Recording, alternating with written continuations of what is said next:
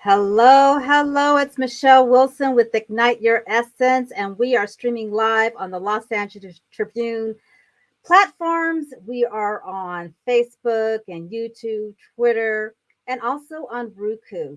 And what we do here is we bring professionals, business professionals, leaders, entrepreneurs to talk about their journeys.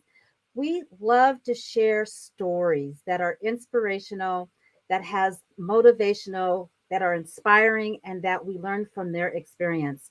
And today we have a very special guest, Zavanna Dova, who's going to be talking about her journey, about rerouting her life, rerouting her life. There we go, rerouting her life and starting over. She has a chronic illness, and she's going to share her story of how she has overcome that illness and been able to really build a life that she loves. But let's learn a little bit more about Zavanna.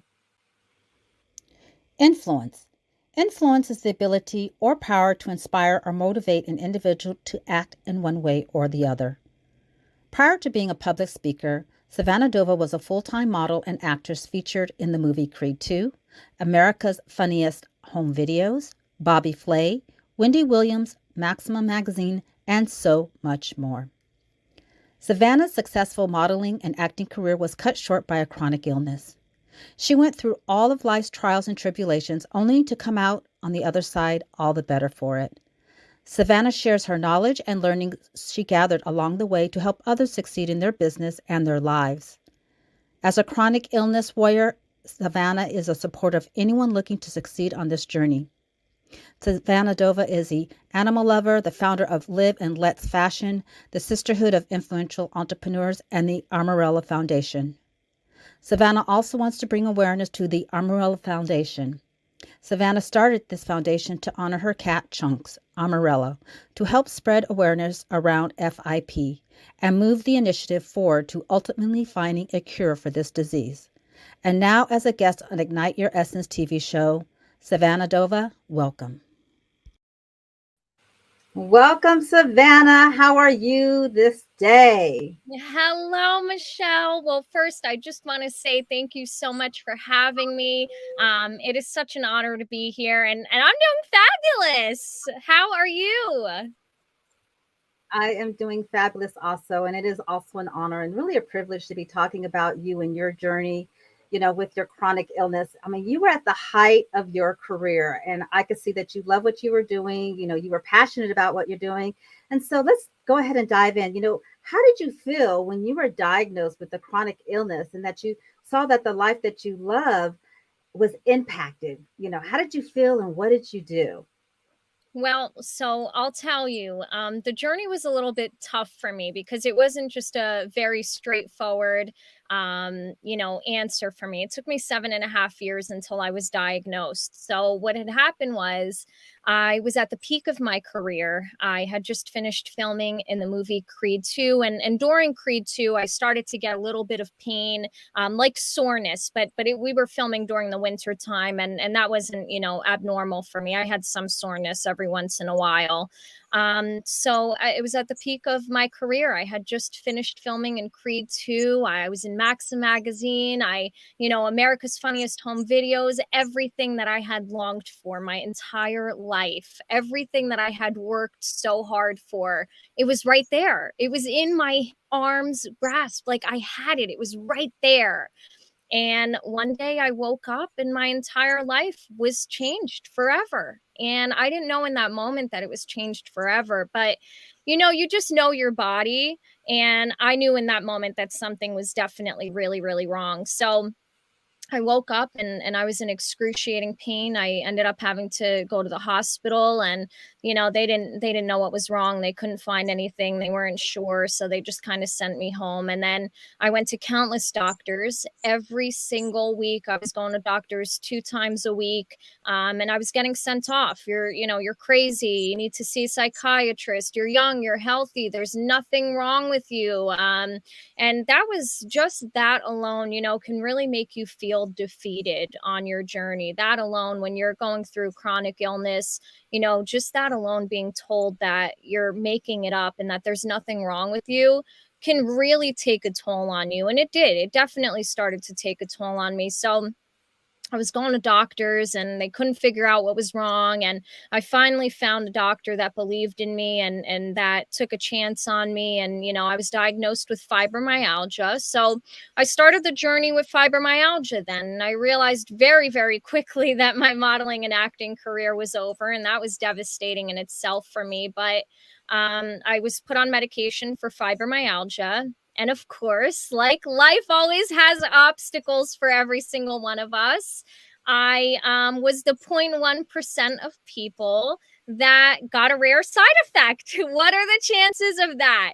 And I ended up getting levator reticularis, which causes my legs and my arms to turn purple. So then that definitely confirmed completely for me that my modeling and acting was completely over. And that really took a toll on me. I went through a really, really bad depression. I would go to bed at night and I would pray and I would say, God, please, like, what is my purpose? I thought I knew my purpose. What am I doing here? What do I have left to give to this world, to other people, to myself?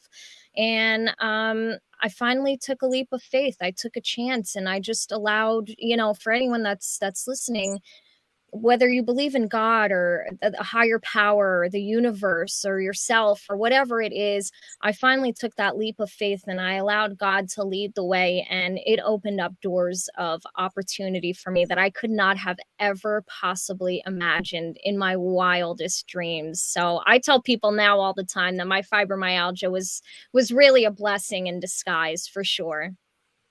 Zavanna, I can totally relate to your experience, not on the level of, having a chronic illness, but my son 12 years ago was diagnosed with a rare medical condition. It actually took us 6 years to find out that diagnosis. And I so relate, the doctors think you're crazy. You have the symptoms, you don't feel well. And because they, it's like the blood tests and that they can't find anything, they just think that there's nothing wrong with you. So how did you, during that time of being diagnosed, how did you cope with it, especially when you knew that your career was, coming to the end, that you couldn't do what you wanted to do? I mean, you did say you found, that leap of faith with God, but, during that, I want to say kind of dark moment, it may have not been dark, but I'm kind of calling that dark moment, but that when you did not really know and the doctors didn't know, how did you kind of cope with that? And how did you transition to, like you said, to faith and believing in God and having that faith? Well, I'll be honest with you. For me, I was at rock bottom for quite some time. I didn't even want to wake up in the days anymore. I would go to bed and I would pray to God every single night. And I would just say, like, just why am I still here? Why do I continue to wake up every single day? And I had to take a step back because I realized that I had two options. And this happens often in life, right? A lot of times we think that our obstacles are meant to kind of throw us off the path, right? But really, we don't even know what that path is. I think too often we have expectations. We have expectations of ourselves, from the universe, from God, from whatever it is, right? We go into it, like, I know I was one of those people. I went into it and I said, this is what I'm going to do. This is my purpose. I know that this is exactly what I'm meant for. And that was it. There was no plan B, no backup plan. There was absolutely nothing at all. And I realized that I had way too many expectations and that there was probably something better on the other side. So I had to really dig deep within myself and I had to get really, really rooted within myself, because I realized that I could lay in bed every single day and I could choose to not do anything. I can choose to not wake up anymore. I can choose to have a pity party for myself and talk about how terrible life is and, how I couldn't control the outcome of my life and how I had all these expectations that were no longer going to be fulfilled. Or I can take a chance and I can do something else, because here's the thing. I had already started from scratch when I was modeling and acting. So just a quick backstory on that. When I got into modeling and acting, I had full paid scholarships for college. I was going to college to be an anesthesiologist. And I was sitting in class one day and literally it was like a light bulb moment. The light bulb went off. And I just said to myself in that class, I said, what am I doing here? Like, what am I really doing here? Is this what's going to make me happy? Or am I doing this because society tells you that you have to be a certain type of person, that you have to do certain types of things, or you're not quote unquote successful, right? Society puts us into this box of who we have to be, what we have to do, and what that's defined by. And I realized that I was going to go the rest of my life being an anesthesiologist, doing these things because I wanted to make my family happy. I wanted to make everybody around me say, wow, like she did it. You know, she's the first person in her family that went to college, that did all of these things. She did it. But that's not what really was making me happy. I knew from a very, very, very young age what my dreams were. I knew from a very young age that I wanted to do modeling and acting. And so I started to pursue that. And I went into the entertainment industry having no connections. No, I didn't know anything, not the first thing about the entertainment industry. But I took a chance on myself. So when I was at my rock bottom, I realized that I had already been there. I had already been at a point in my life that I had to take a chance on myself, and I had to take that leap of faith. And when I did, possibilities that I could have never even imagined started to happen for me. So why couldn't I do that a second time? So I like to tell people that our obstacles are actually opening doors for opportunities. And that's what I realized, that I could sit there, I can mourn the life that I once had and the life that I would no longer have, or I can get up and I can share my story with other people, because at the end of the day, life is not about us. Life is not about all of the great grand things that we have and that we can get, right? The luxurious houses, the cars, the money, all of those great things. That's just a bonus. The most important thing in our lives that we can do is give back to other people, right? What are the things that we've learned that we can give back to other people? Pave the way for other people. Let them know that regardless of what life throws at you, you're going to come out on the other side. Every single situation that we've ever been a part of in our lives, where I know I've been there, where I'm just like, I have no idea how I am ever going to get through this. I don't think I'm ever going to come out on the other side. But guess what? Every single one of us, we recover from it every single time. Otherwise, we wouldn't be here. We're living, breathing proof that we have purpose, that there's something so much more for us to fulfill in this lifetime.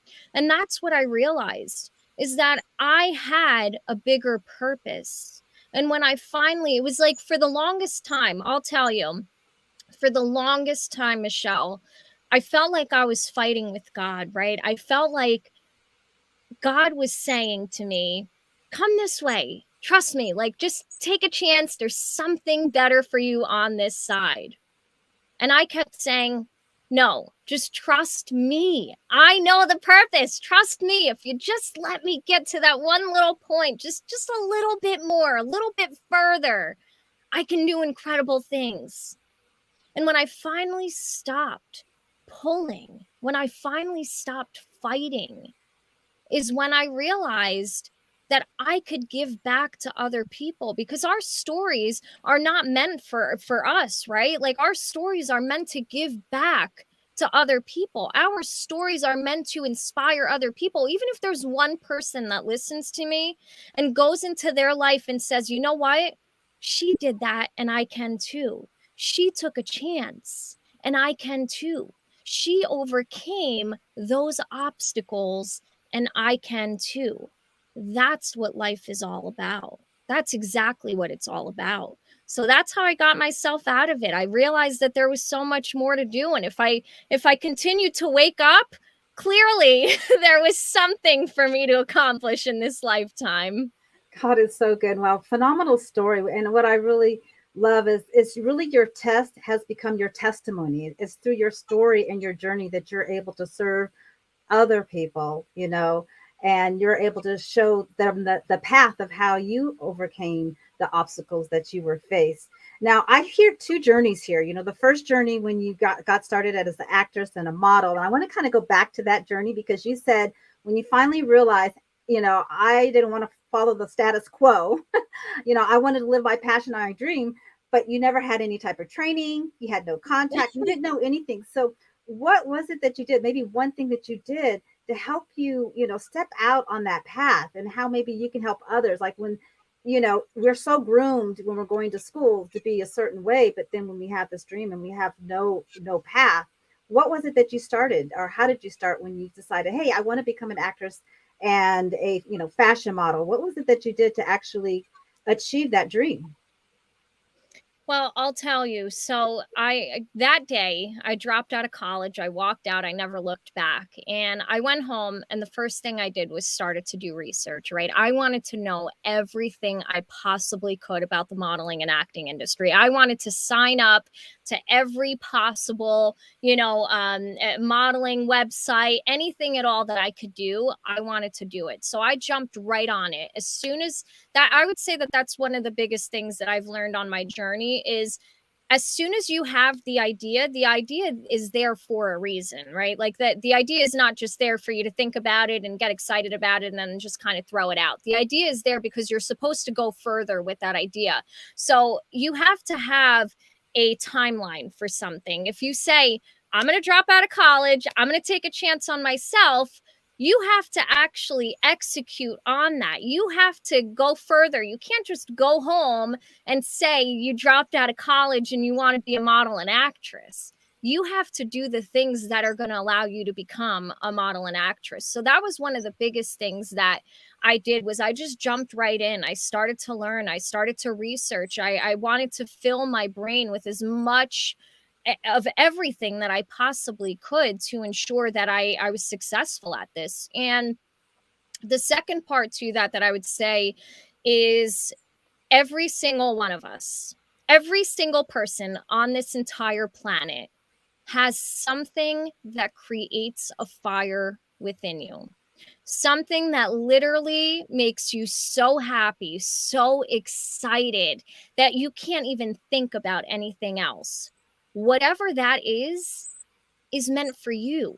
There's always going to be people around you that are telling you, you're not good enough, you're not smart enough, you're probably not ready. These other people have so much more success and just knowledge about these things. People are always going to tell you that you're not ready. But that's just an internal reflection of those people that are making you feel that you're not good enough, that you're not worthy of these things. They feel that way about themselves. So they're reflecting those emotions onto you because they can't even believe that you are willing to take that chance on yourself. Wow, that is totally amazing.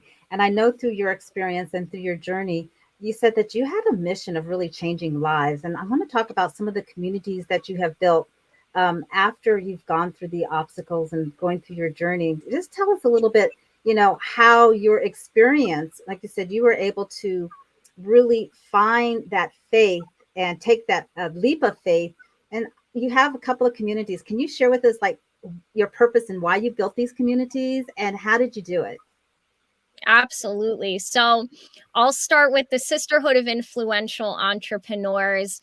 That again, so I'm a very spiritual person. I believe in signs. I believe that we're always being guided, right? The universe is always guiding us to something better. We just have to be willing to open up our eyes and see what that better thing is. And when I started the Sisterhood of Influential Entrepreneurs, it was actually my first week over on the Clubhouse app.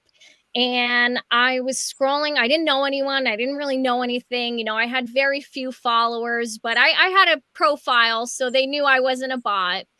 And this was really what pushed me to do this, because I knew that this was a sign for sure. So I was on Clubhouse and I was scrolling through the hallways and I happened to see this room, and it was titled something about sharing your story, right? So any opportunity that I have to share my story, I always make sure to do that because, like I said, even if one person walks away from that, that's a huge accomplishment for me. That is success for me. To change somebody else's life, that's what I define as success. So I was scrolling and I found this room and I listened in, I popped in, I listened in for a little while, and I just sat back and I thought to myself, I said, wow, these people are so inspiring. Like the vulnerability in this room, you know, like they're just opening up and sharing their stories, and they're not afraid of what anybody thinks or how many followers they have. They're not afraid of anything. They're just up there and they're sharing their story to make a difference in somebody's life. So I was full blown sweating, nervous as could be. I mean, I was drenched in sweat because of my nerves were so bad. And I finally built up the courage, right? Like everybody knows that moment where you're like, I'm going to do it. There's no going back. I'm just going to jump right in. And this was my moment. I raised my hand and I said, I'm going to share my story. I'm going to do this. I raised my hand and they turned off the hand raising.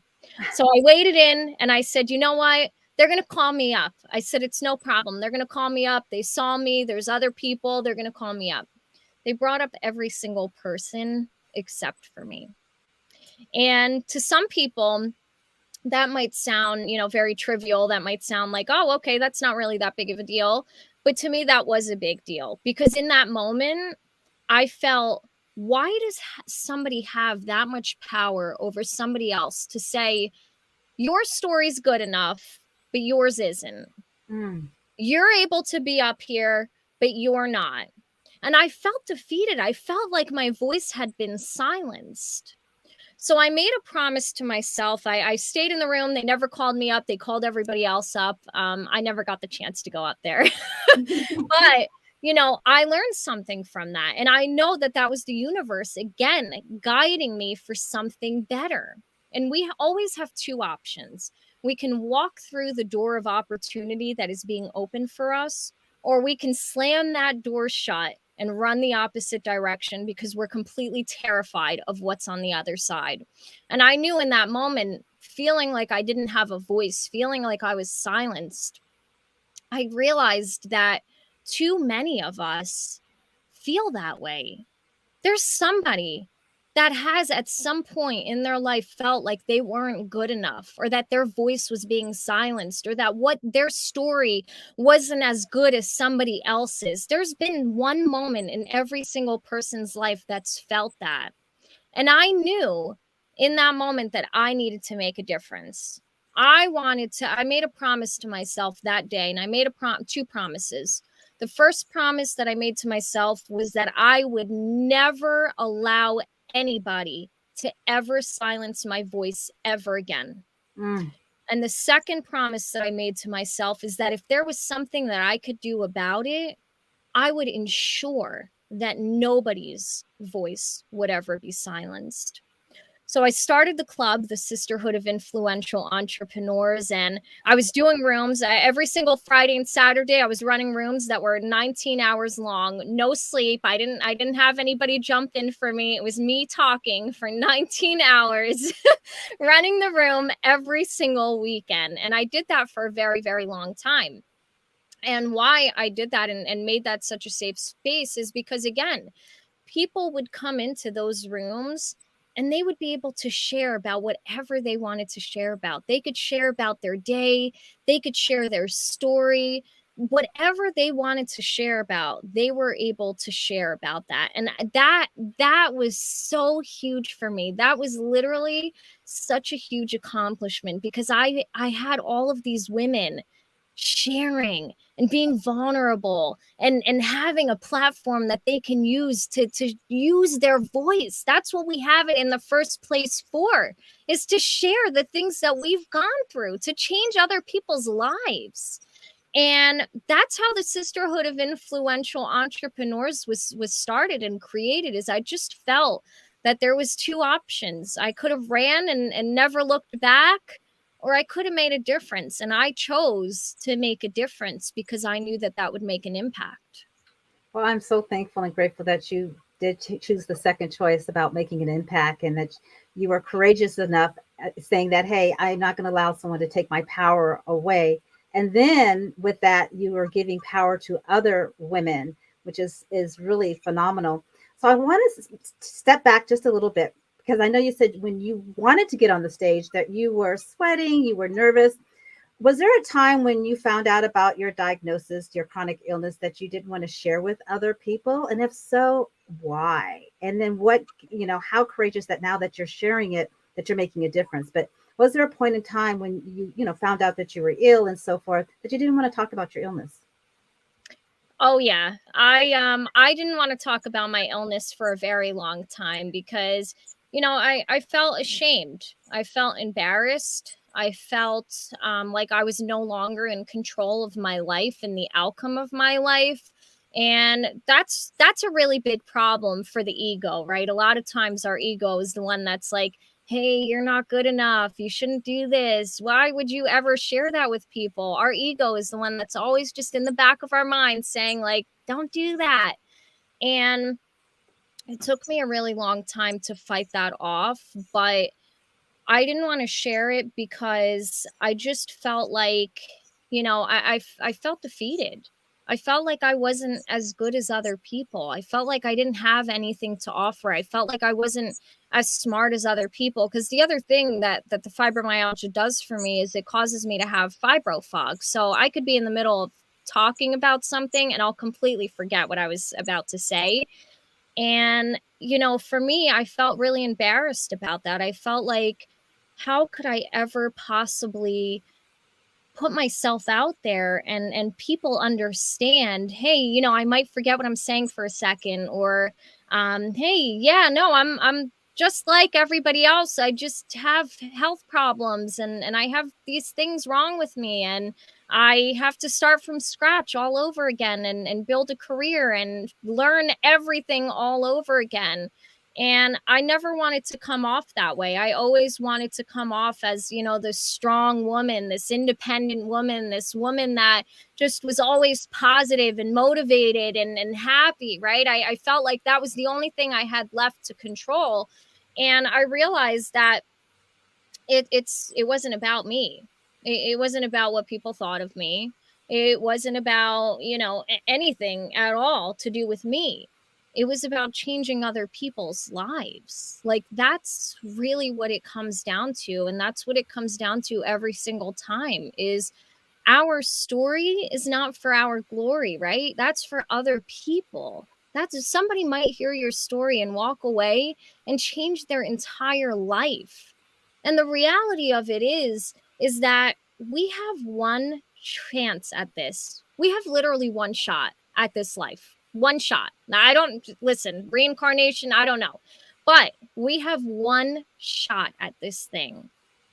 And if we don't leave something behind, if we don't look at the things that we go through in our lives, the obstacles, the fears that we have to face, right? Like the roadblocks, if we don't look at those things and realize and understand that it's for something greater, then what are we even doing? We're just waking up and going on, and that's really it. Like it shouldn't be that way. Like at the end of the day, every single one of us has an expiration date.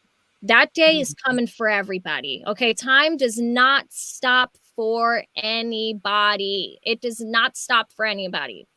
So we have a choice every single day. We can wake up. We can choose to be happy. We can choose to overcome those obstacles. We can choose to let those fears and those roadblocks become step blocks to allow us to get to the next level, right? To become the best versions of ourselves, to allow us to level up to new heights. We have the choice to do that every single day. Well, Zavanna, I could so relate. I mean, you talked about your illness and the brain fog, and I know me, I get brain fog also. We as women want to be so professional, so just on it. And I'm learning that, just to be imperfectly imperfect is just loving ourselves. And it sounds like that's what you've done. You've learned to really love yourself where you're at. So we're going to go to actually a commercial break, but we're going to come back to you because I do have a question a little bit more about, what do you suggest or how do you suggest as far as someone who has a chronic illness and does feel defeated but wants more out of life. So I'm really looking forward to carrying on that conversation. But first, let's learn a little bit more about the Los Angeles Tribune. You know, we are here.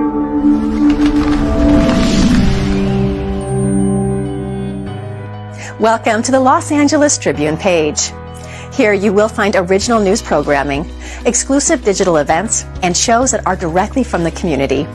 At the Los Angeles Tribune, we believe in giving a voice to the voiceless. We are proud to be the only national brand to empower everyday people to make a difference. Since 1886, our reputation has been built on truth and responsibility. Thank you for watching and making a difference. For general inquiries, contact today. Thank you on behalf of the Los Angeles Tribune team.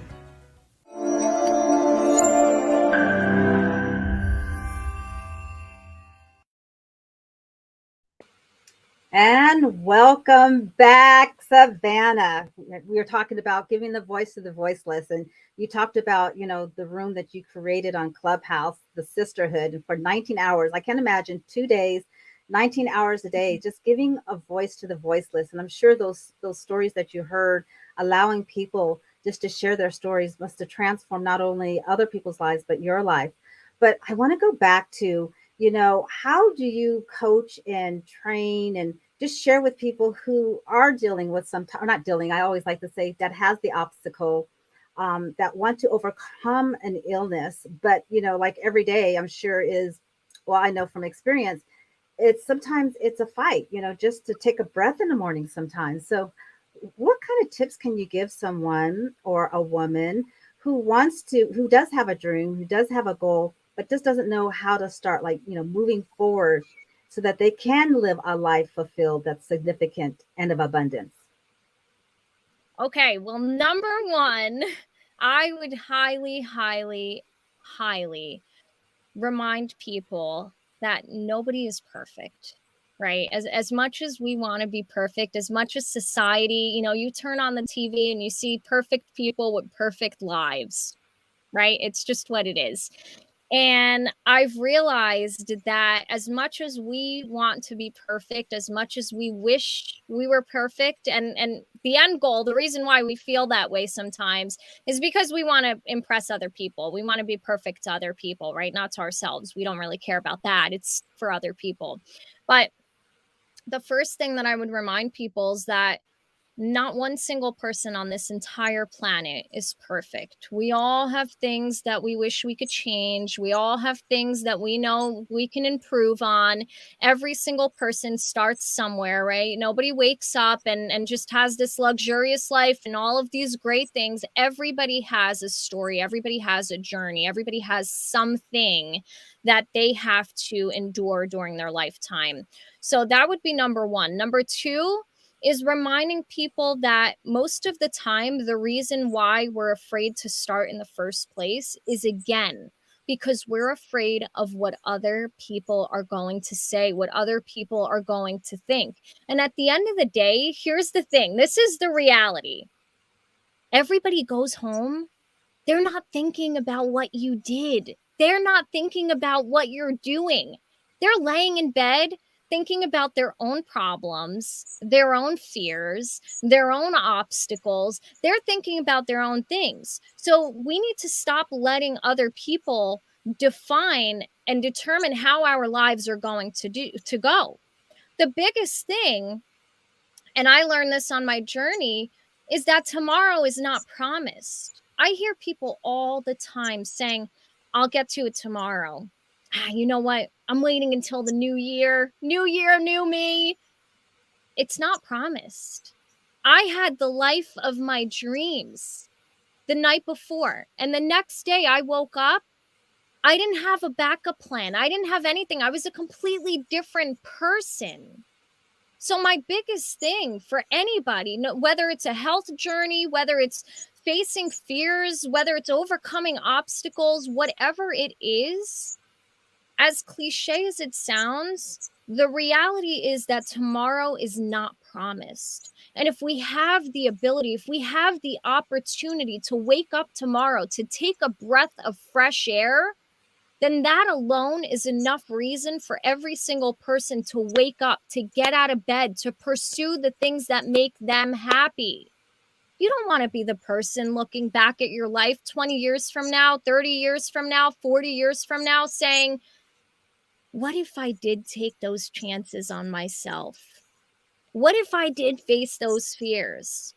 What if I did do all of those things and became that person that I dreamed of becoming? Those what ifs are not going to solve the problem. When you have those what if moments, it's too late. It's too late. You're laying in bed and you're saying to yourself, why didn't I do that? And you have all these regrets. You don't want to have regrets, because here's the thing. Every single person is put here on this earth for a reason. Every single person. Do you know that the chances of us being alive, this is just a crazy statistic for anybody that would like to hear this. The chances of us being alive is 1 in 400 trillion. The chances every time we go on our luxurious vacations, we're having fun, we're in the ocean, catching a nice tan, we have a better chance at getting bit by a shark in the ocean on our wonderful, luxurious vacation than we do of being alive. We also have a better chance at winning the lottery than we do of being alive. So the fact that those chances are that crazy, like the fact that you are here, every single person that's listening, that's watching, you are a walking miracle. You are literally a walking miracle. So whatever it is that is in your mind, that burning desire, that fire that you have within you, that was put there for you.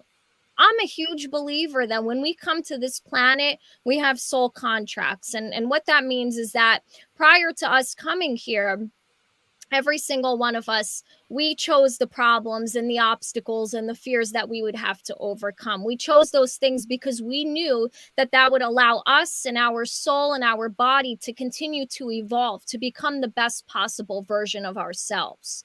So when we look at other people's lives compared to our lives, every single person has problems, fears, obstacles, dreams, goals. Every single person on this entire planet has those things. You have those things because they are meant only for you. You're the only person that's courageous enough, that's strong enough to overcome those things in the first place. Otherwise, somebody else would have them. You know deep within yourself that you are capable of overcoming those things. So taking a chance on ourselves is the most important thing that we can do, because you don't know what tomorrow is going to bring. And you definitely do not want to go the rest of your life wondering what could have been when you could make that your reality right now in this moment. The choice is yours. It's up to nobody else. Nobody's going to come knocking at the door to give us a reward and say, wow, Zavanna, you know, you've been really killing it here in life. Here's your reward. Here's the guidebook of your life on what to do next and the next steps and everything, right? Like, here it is. Here's what you have to do. Here's how to follow it. Nobody's coming to do that. It's up to every single one of us to light that fire, to keep that fire within us lit up. We have the choice.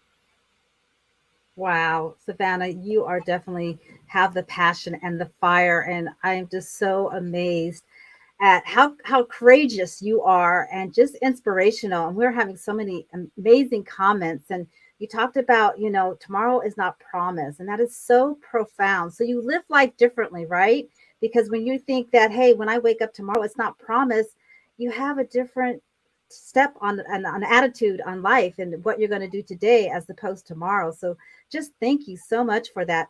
And I know that, you know, through your journey, you have faced a lot of obstacles. I just kind of want to shift our conversation a little bit because I know you have another passion.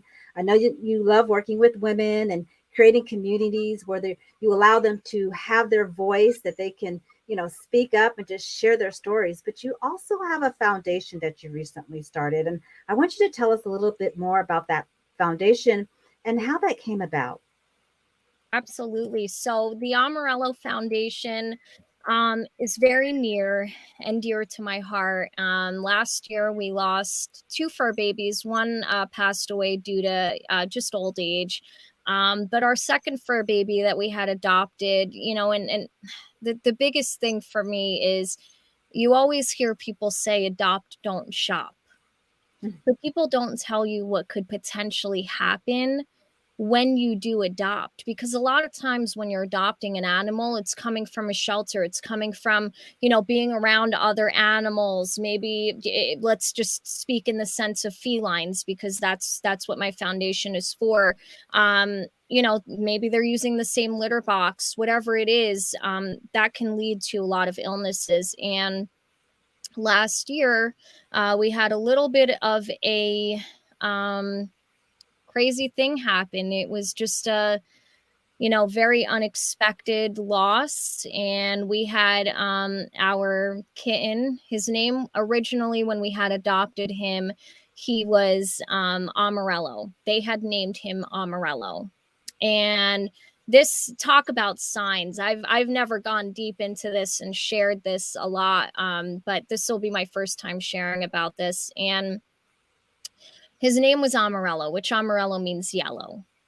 And they don't know why they named him that. The woman that we rescued him from, she just said she had a feeling to name him Amarelo.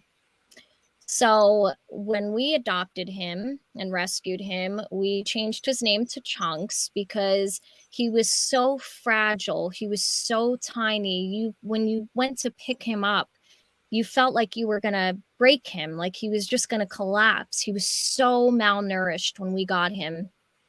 And he ended up coming from a very, very bad home. He came from a colony of cats, and they had to rescue him. The rescue that we got him from was actually like a catch and release. So what they do is they catch the cats, they fix them, they make sure that they're healthy, and then they send them back out into the wild. And they couldn't send Amarelo back out to the wild because his family was attacking him. They wouldn't let him eat. They were not having it. So they actually had to catch him and they had to have him adopted out. It was the first time that this rescue had ever done it. And I was looking on Pet Finder and just kind of seeing what was out there. And I happened to find Amarelo's picture, and I had this feeling, I just had this feeling. I said, this is the cat. Like, we need to adopt this cat. And I ended up finding this, talk about an investigator. I ended up finding this woman's phone number at like 10 o'clock at night. I called her at 10 o'clock at night and I said, please, I need this kitten. Please. Like, I just can't explain to you why, but I just know that this kitten is meant to be in me and my fiance's life. I just know it. We had just lost our other cat. We were ready to adopt, and I just knew that he was meant for us. So fast forward, he lived a very beautiful year with us. He ended up putting on weight. He was very, very healthy. He loved playing with his toys. He was just such a happy baby, fur baby. And we brought him to his yearly checkup. And his yearly checkup was fine. Everything was okay. They just told us that the following week he would have to get a surgery because he had molars in his mouth that didn't look good. They were going to get infected, and it was just going to cause a lot of health problems. And that could lead to even more internal problems, heart problems and kidney problems. And it could lead to so many other things. So we wanted to make sure that we took care of that as soon as possible. So we brought him back the following week. He got his surgery. He was fine. And I would say a couple days after his surgery, he started to act a little bit strange.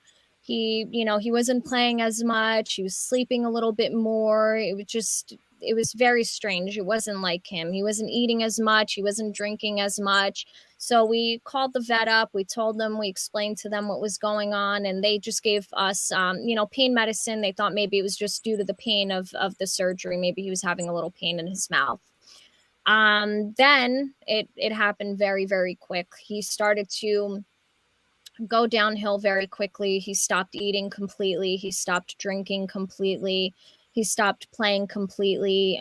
He got very, very sick, and we realized that something was seriously wrong after taking the medication for about a week, I would say. We realized he wasn't getting any better. He was actually getting worse.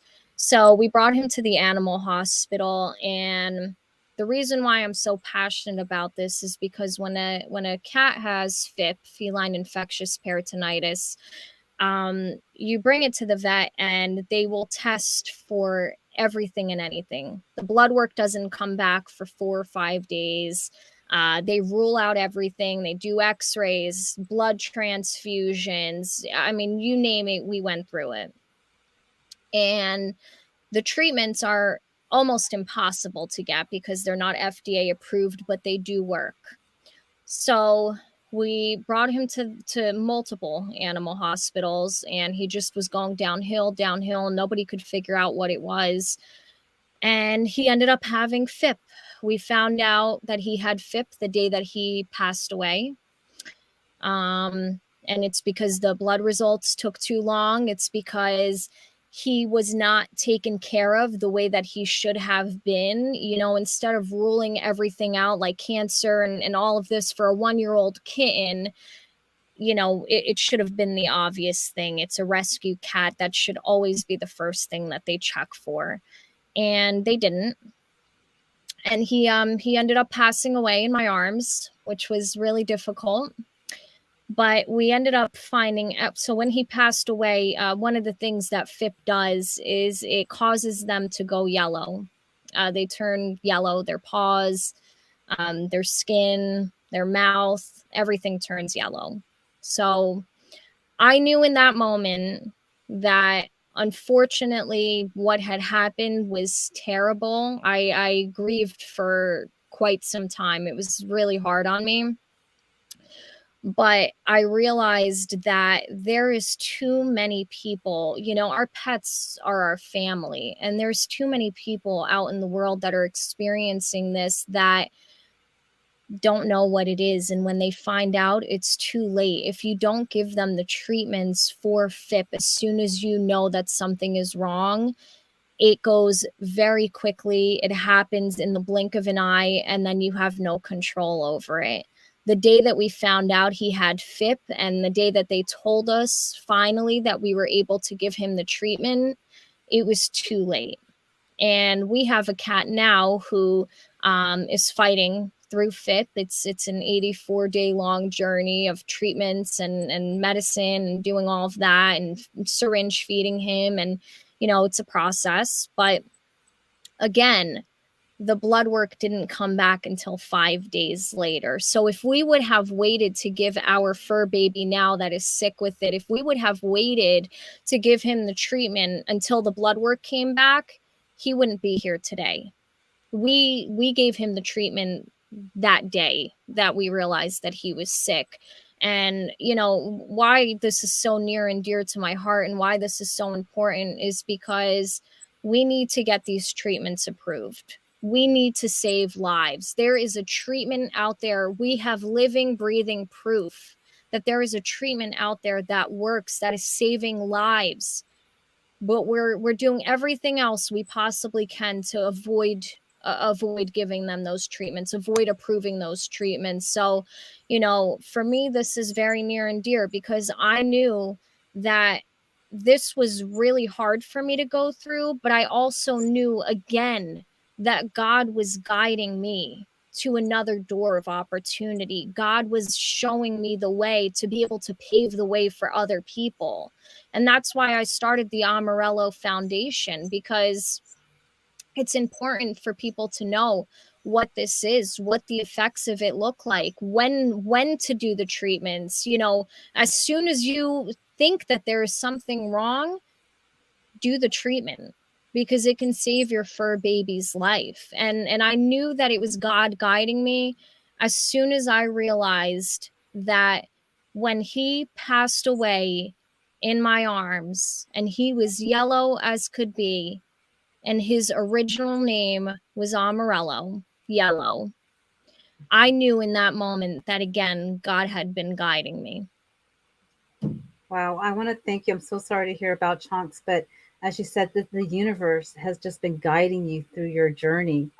And I had a friend, actually a mentor, who her fur baby, and people don't realize, like, your fur baby, like you said, is your family. Your fur babies are healing for the soul and the love, that they're just like family. And so I couldn't even imagine what you were going through. And then the courageousness that you have, you started this foundation and now you're taking other fur babies and helping them. So I just want to acknowledge you, Zavanna, and thank you for, taking up the torch on this courageous, this advocacy of, just helping fur babies. And there is help out there for them. So I just want to thank you for giving a voice to them also. You're giving voice to people and also to fur babies. So I just want to acknowledge you for that, and congratulations on that.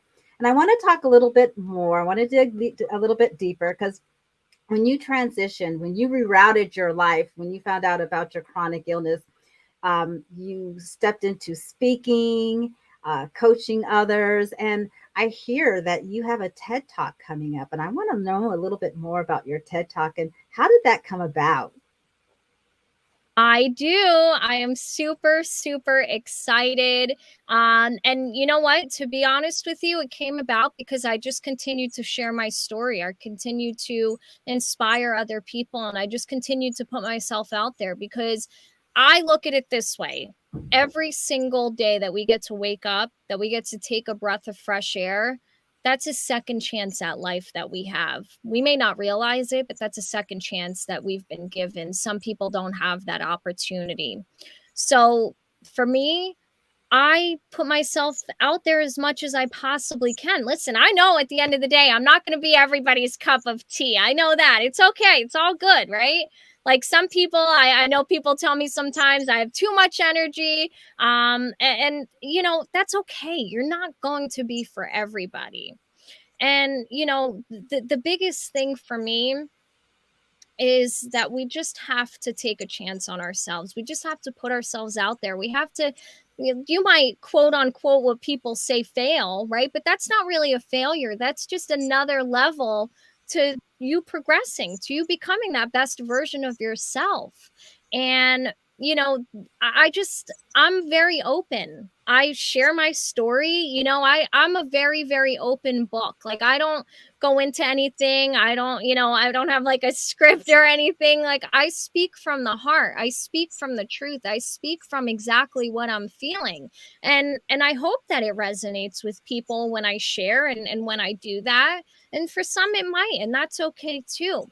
But being able to put that information out there is the most important thing that we can do, right? Like, that's the most important thing that we can give back to other people. And I wanted to add one more thing that I had forgotten to add when we were just discussing FIP. One of the things that I want to remind people is that FIP is caused, it can be caused, from a cat being around other cats. One of the biggest factors is it's caused from stress. So Chunks obviously got it from being stressed at the vet from that checkup.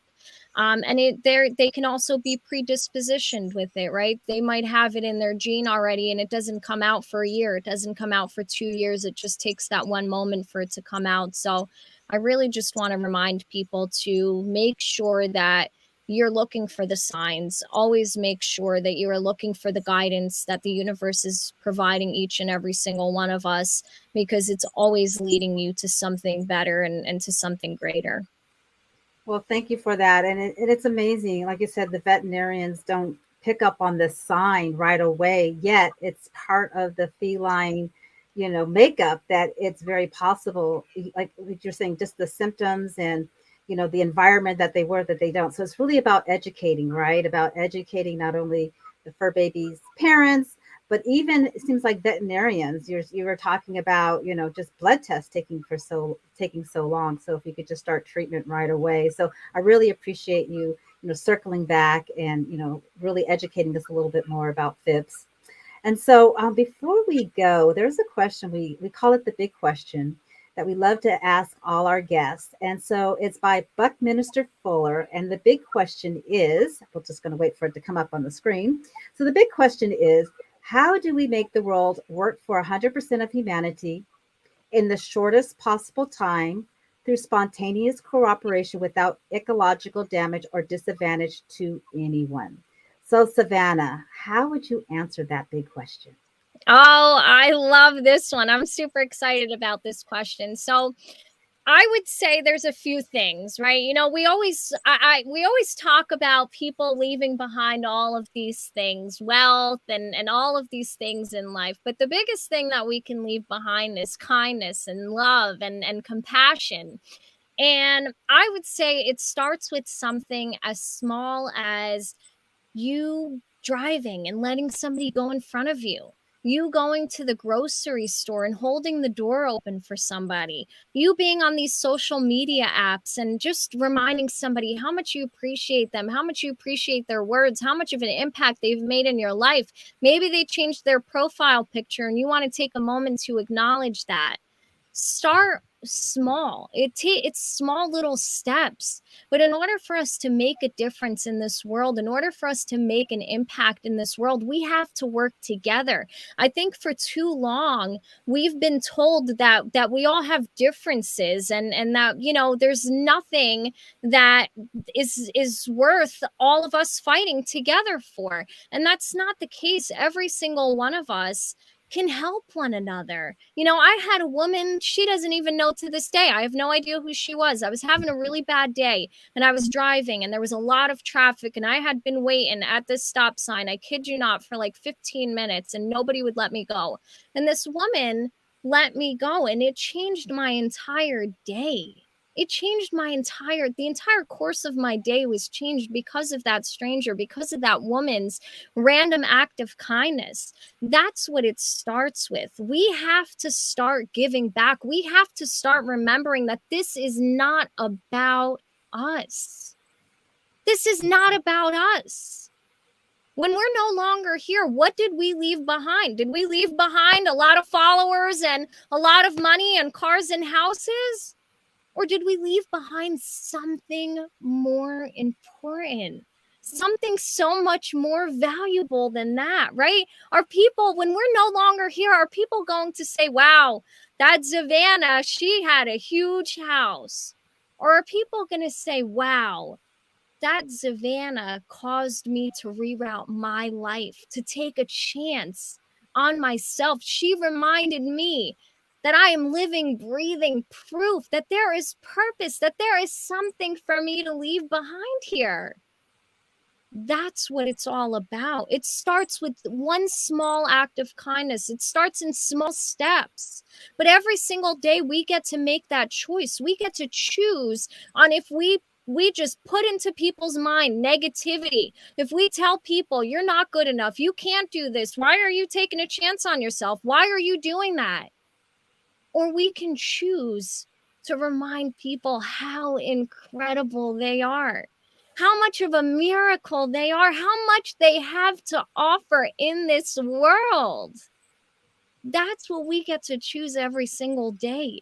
So if we started to remind one another and tell people that we genuinely want one another to succeed. You might know something that I don't know, but if we share that information together, we might be able to find a cure. We might be able to do something absolutely incredible, absolutely magical.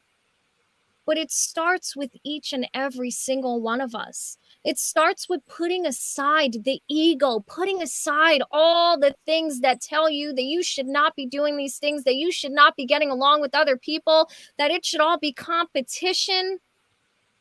It's not a competition. Every single one of us has gifts that we all need. We need to share it with the world. So my biggest response to that question is it starts with every single one of us. It starts with one small act of kindness to remind somebody else just how incredible they are as well. Well, you are so incredible. And that one act of kindness and reminding us, it just starts with that baby step. And I just love your insight, your view of life, is about the universe. And I got to ask one question before we leave, because I'm loving your background, Zavanna, but I want to ask you about the Marilyn Monroe, because she's there. And I'm sure we have our audience like, why does she have that there? So kind of let's go into a fun fact for a minute. Tell us a little bit about your background and why Marilyn Monroe is behind you. Absolutely. Well, I'll tell you, just like my entire life, I always knew that I was meant to do modeling and acting. I in a sense, I always knew that I was meant to inspire people. And I've always been very, very drawn. I've been guided my entire life to certain things, and I've always been very drawn to Marilyn Monroe. And I think that one of the biggest things for me is, the most inspiring thing about her is that she just was herself. Like, she didn't try to impress other people. She was herself. She didn't care what anybody else thought. She didn't care what anybody else said. She was herself, her personality. She also went through a lot of things. She had to face a lot of fears. She overcame a lot of obstacles and a lot of roadblocks.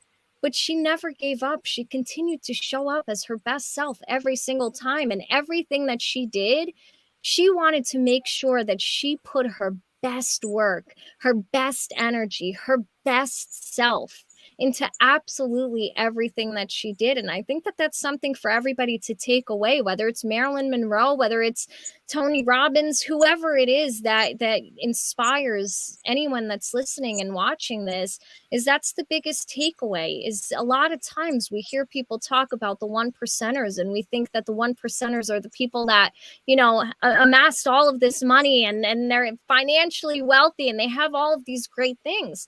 But the reality of it is that the 1%ers, that's just a bonus. The 1%ers are the people that continue to show up. They continue to overcome those obstacles. They continue to go head on and face those fears. They don't look at problems and say, I'm not going to do this. I can't. Yeah, I can't. I'm done here. All right. I'm going to check on out then. Those people face everything that is thrown at them, and they know that there's going to be more no's, more negatives, more disappointments, more quote unquote failures, more obstacles and fears than there is accomplishments, achievements, yeses, successes. But they choose to go through both with love, with pride, with excitement. They have that burning desire within them, and there's nothing on this entire planet that can stop them. So that's the biggest takeaway from Marilyn, from anybody that anyone looks up to and aspires to be like, is that's the 1%ers. You can be a 1%er. We just have to believe in ourselves enough. Well, Zavanna, I can see why you have inspired so many women and actually so many people because of your passion. And you're so real. We all do have doubts and fears. We've all had obstacles and traumas, but just learning to trust the universe and having faith. And I've enjoyed our conversation. We're at the top of the hour. I hate to say goodbye, but thank you so much for joining us. And we are really looking forward. We've had comments, amazing comments, and we're really looking forward to seeing you on the TED, platform and just learning more about Zavanna Dova. So thank you so much for joining us today. Thank you so much, Michelle. This has been an honor, and I am so excited for everything else that's to come. I'm so thankful for each and every single one of you. So thank you for having me.